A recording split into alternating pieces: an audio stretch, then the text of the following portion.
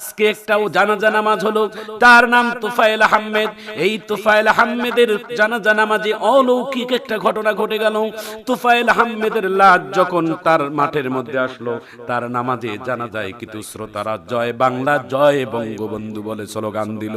ভাইয়েরা আমার, বন্ধুরা আমার, জয় বাংলা জয় বঙ্গবন্ধু স্লোগান হচ্ছে রাজনীতির স্লোগান, কিন্তু একটা মৃত্যু ব্যক্তির লাশ নিয়ে এই রকম স্লোগান দেওয়া শরীয়তে কোনো জায়েজ নাই। বরং একটা মৃত্যু ব্যক্তির জন্য মাগফিরাত কামনা করা, দোয়া করা, আল্লাহ যেন তাকে মাফ করে দেয়, এটা ছিল তাদের দায়িত্ব। কিন্তু এই দোয়া না করে জয় বাংলা জয় বঙ্গবন্ধু বলে স্লোগান দিয়ে বিতর্কিত সৃষ্টি করলো, এটা মোটেই ঠিক করে নাই। জোরে বলুন ঠিক কিনা? বাংলাদেশের বর্ষিয়ান রাজনীতিবিদ তোফায়েল আহমেদের ইন্তেকালের পরে তার লাশ নামাজে জানাজা হতে যাচ্ছিল বাংলাদেশের ঢাকা। হচ্ছে না, হ্যাঁ,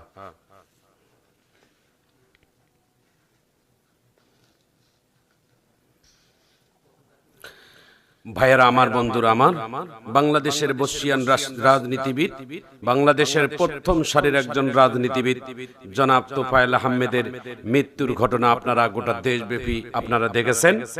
এই লোকটি ছিলেন বাংলাদেশের একজন প্রথম সারির রাজনীতিবিদ। তার নামাজে জানাজা ঢাকাতে আমরা দেখলাম। তার এই রাজনীতির বন্ধের জানাজা নামাজে, এই তোফায়েল আহমেদের নামাজে জানাজে যখন যারা অংশগ্রহণ করেছেন, এই জানাজা নামাজের লাশ যখন মাঠের মধ্যে উপস্থিত হলো, তখন কিছু রাজনীতিবিদের নেতৃকর্মীরা তখন স্লোগান দিতে শুরু করলো, জয় বাংলা জয় বঙ্গবন্ধু। প্রশ্ন একটি, একটা মৃত্যু ব্যক্তির জানাজা নামাজ নিয়ে আমাদের কোনো সহিংসতা নেই, কোনো প্রতিবাদ নেই। কারণ মুসলমান হিসেবে মারা গেলে তার নামাজে জানাজায় অংশগ্রহণ করা, মুসলমান হিসেবে ইন্তেকাল করলে তার নামাজে অংশগ্রহণ করা, এটা মুমিন হিসেবে, একজন মুসলমান হিসেবে আমাদের দায়িত্ব থেকে যায়।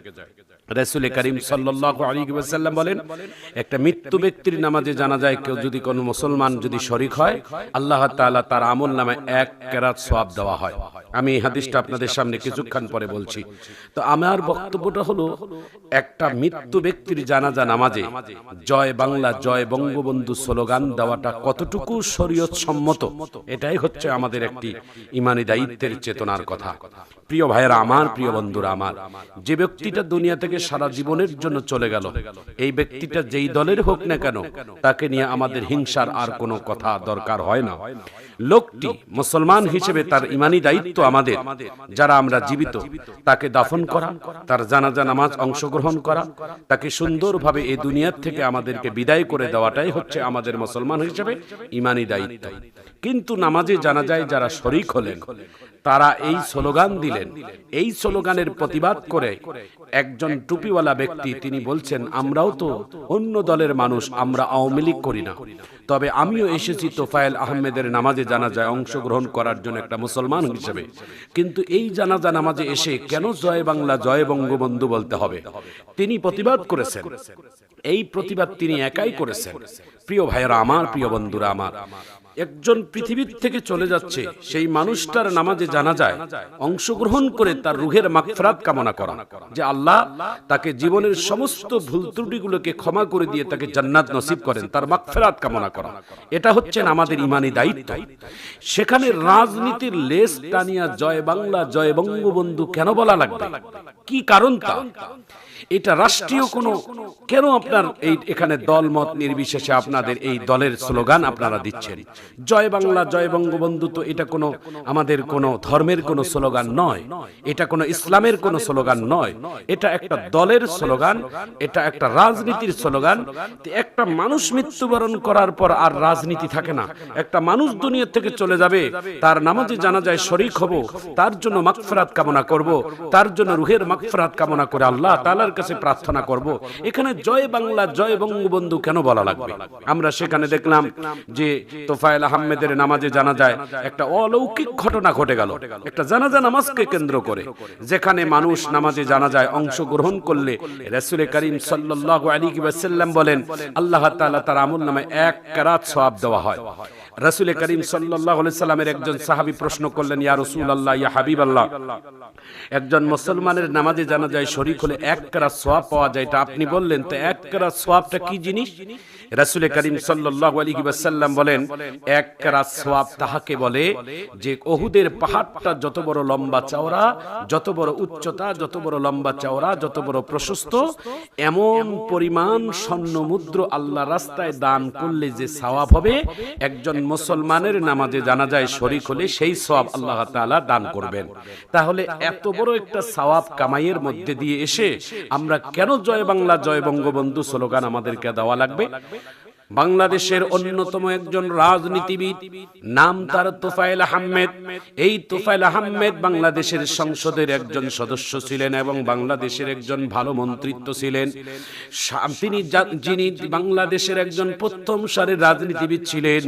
তার ইন্তেকালের পরে তার মৃত্যুর লাশটা নিয়ে, তার দেহটাকে নিয়ে যখন লাশ দাফন করার জন্য জানাজা নামাজে অংশগ্রহণ করলো, সেই নামাজে জানাজায় আমরা দেখলাম অনেক নেতা কর্মীরা তার জন্য দোয়া বাদ দিয়ে জয় বাংলা জয় বঙ্গবন্ধু বলেছে। এই স্লোগানের প্রতিবাদ করেছেন একজন আমাদের মুসলমান ভাই, টুপি পরে দাড়ি মাখা মুখের মধ্যে নিয়ে তিনি এই জয় বাংলা জয় বঙ্গবন্ধুর তিনি বিরুদ্ধে তিনি স্লোগান দিয়ে বলছেন, না না, এটা রাজনীতির স্লোগান, এটা জানাজা নামাজে পড়া ঠিক হবে না।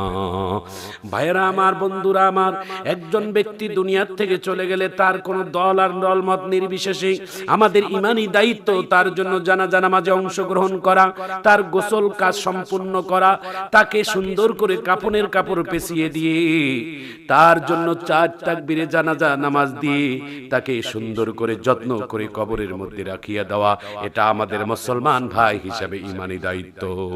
কিন্তু বাংলাদেশের মাটিতে এটা দেখা যায় এই মাইয়িতের লাশ নিয়েও রাজনীতি করে। বিগত দিনে দেখেছি আমরা অনেক রাজনীতিবিদের কারণে, যেমন আমরা বিগত দিনে দেখেছি আমাদের অনেক ভালো ভালো ওলামায়ে কেরাম মৃত্যুবরণ করেছে, তার লাশ অমুক জায়গায় দাফন করা হবে না, তার অমুক জায়গায় জানাজা নামাজ পড়ানো হবে না। এই হিংসা বিদ্বেষ তো তারাই শিক্ষা দিয়েছেন, হিংসা বিদ্বেষ তো তারাই দেখিয়ে দিয়েছেন। কোরআনের পাখি আল্লামা দেলওয়ার হোসেন সাঈদী রহিমাহুল্লাহ তিনি মৃত্যুবরণ করেছেন।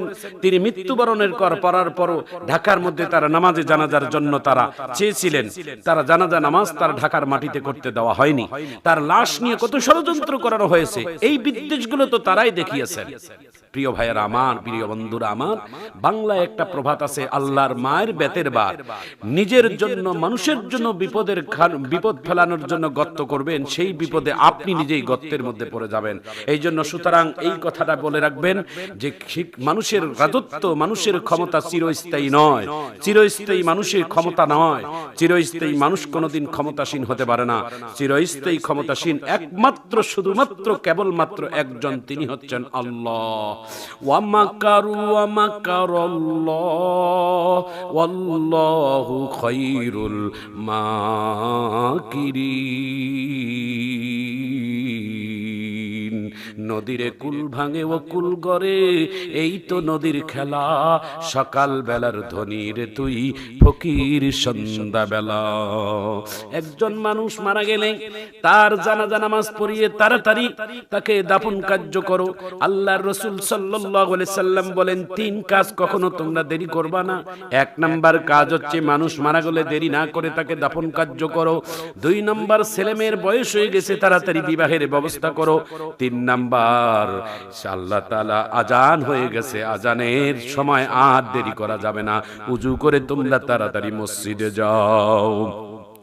একজন মানুষ মৃত্যুবরণ করলে তার জন্য কবর, যদি সে জাহান্নামী হয়, জাহান্নামের ফেরেশতারা তাকে আযাব দেওয়ার জন্য সর্বক্ষণ প্রস্তুত থাকে। একজন মানুষ যদি আল্লাহওয়ালা, দিনদার, পরহেজগার হয়, সে যদি জান্নাতি হয়, তাহলে আল্লাহ তাআলা তাকে জান্নাত দেওয়ার জন্য জান্নাতীর ফেরেশতারা ইন্তজার করে। এজন্য অপেক্ষা করা যাবে না, তাড়াতাড়ি মৃত্যু ব্যক্তির নামাজে জানাজা দিয়ে তাড়াতাড়ি দাফন কার্য করো। এটা হলো আমাদের মুসলমান হিসেবে আমাদের দায়িত্ব হোক। নবীর কন্যা হযরতে ফাতেমা রাদিয়াল্লাহু তাআলা আন, তিনি হচ্ছেন সাইয়্যিদাতুন নিসাই আহলিল জান্নাহ, সমগ্র নারী জাতির জন্য তিনি হচ্ছেন জান্নাতের লিডার। সেই হযরতে ফাতেমা রাদিয়াল্লাহু তাআলা আনহার ইন্তেকালের পরে হযরতে আবু যর গিফারি রাদিয়াল্লাহু তাআলা আনহু, একজন জলিল কদর সাহাবী, তিনি হযরতে ফাতেমার কবরের দায়িত্ব নিয়েছেন, খনন করলেন। কবর খনন সম্পূর্ণ ক্লিয়ার করার পরে হযরতে আবু যর গিফারি রাদিয়াল্লাহু তাআলা কবরের মাটিকে লক্ষ্য করে তিনটি প্রশ্ন করেছেন, হে কবরের মাটি, তুমি জানো না আজকে তোমার বুকে কাকে রাখা হবে? তোমার বুকে যাকে রাখা হবে তার পরিচয় হচ্ছেন তিনি সাইয়্যিদাতুন নিসাই আহলিল